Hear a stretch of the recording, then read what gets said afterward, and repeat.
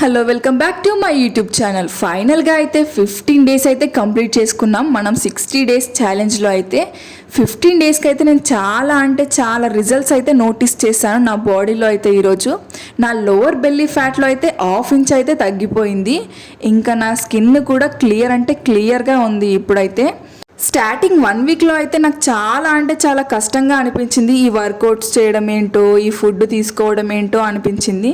కానీ 15 డేస్ అయితే కన్సిస్టెన్సీగా చేయడం వల్ల చాలా మంచి రిజల్ట్స్ అయితే చూశాను. ఇంకా 60 డేస్లో అయితే నేను అనుకున్న టార్గెట్ని అయితే పక్కాగా రీచ్ అవుతాననే నమ్మకం అయితే నాకైతే వచ్చింది. కొంచెం టఫ్ అనే అనుకోండి ఈ వర్కౌట్స్ చేయడము, ఈ ఫుడ్ తీసుకోవడం అనేది. కానీ కన్సిస్టెన్సీగా చేస్తుంటే మాత్రం రిజల్ట్స్ అయితే వస్తుంది.